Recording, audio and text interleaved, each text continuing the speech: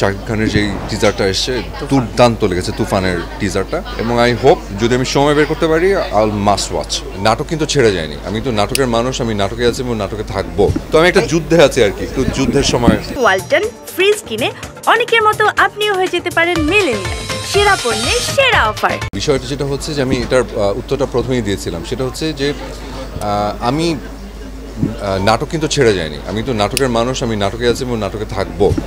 তো বিষয় যেটা হচ্ছে যে আমি আমার দর্শকদেরকে ভালো কিছু কাজ উপহার দিতে চাচ্ছি। এবং একটা কথা বলে রাখি, একটা সময় আপনাদের কতদূর মনে আছে আমি জানি না, একটা সময় খুবই সীমিত বাজেট নিয়ে আমরা কাজ করতাম। আমি একা অনেক যুদ্ধ করে এই বাজেটটাকে অনেক দূর পর্যন্ত এনেছিলাম, আনার পরে একটা জায়গা আবার ফিক্সড হয়ে গেছিল, ওখান থেকে আমি আবার একটু আপলিফট করার চেষ্টা করছি। এবং কিছু কাজ, যেমন কয়েকদিন আগে একটা কাজ করেছি আমরা, পথে হলো দেরি, জাকির শৌখিনের পরিচালনায়। ওই নাটকটা যদি আপনার, ওটা কিন্তু আমরা নাটকই বলছি, ওটা কিন্তু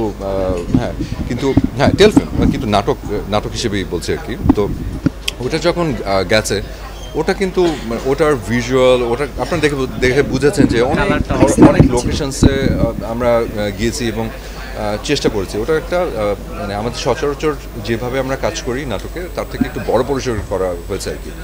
তো এইটা যখন এবং ওটা থেকে প্রফিট মেক করা হয়েছে, অনেকে ভাবছিল যে এত টাকা বাজেট খরচ করার পরে টাকাটা আসলে উঠে আসবে কিনা, দেখা গেল যে না, টাকাটা উঠে আসছে এবং একই সাথে সম্মান এবং কি বলবো প্রফিট দুটোই মেক করেছে আর কি।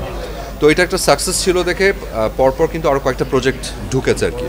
এই কটা প্রজেক্ট যদি আমরা সাকসেসফুলি আমরা যদি এটা রান করতে পারি, তাহলে আরও অনেক প্রডিউসারও ইন্টারেস্টেড হবে, আরও অনেক বেশি কাজের সংখ্যা বাড়বে এবং আমাদের কাজের সংখ্যা কিন্তু বাড়তে থাকবে।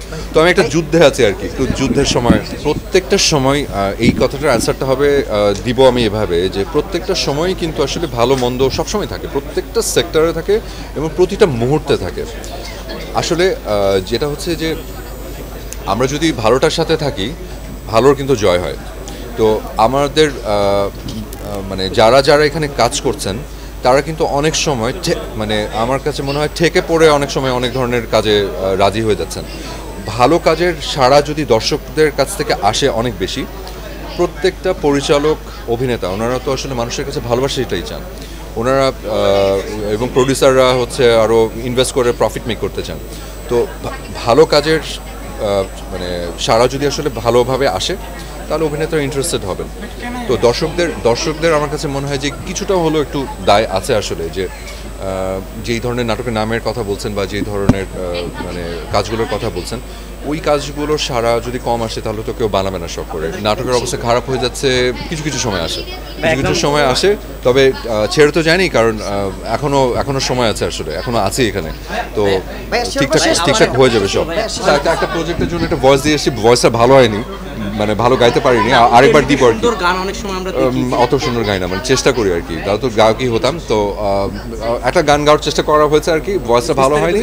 সো বিস্তারিত হচ্ছে একটা সামনে ঈদের নাটকে একটা গানের অংশ হিসেবে আমি হয়তো থাকবো। তো ওটা এখনো ফাইনাল ভয়েসটা দেওয়া হয়নি, আসলে ফাইনাল ভয়েসটা দেওয়ার পরে তখন বলবো। টিজার দেখেছি, আমাদের শাকিব খানের যেই টিজারটা এসছে দুর্দান্ত লেগেছে, তুফানের টিজারটা, রায়হান রাফির। তো আমার কাছে খুবই ভালো লেগেছে এবং আই হোপ যদি আমি সময় বের করতে পারি আই মাস্ট ওয়াচ।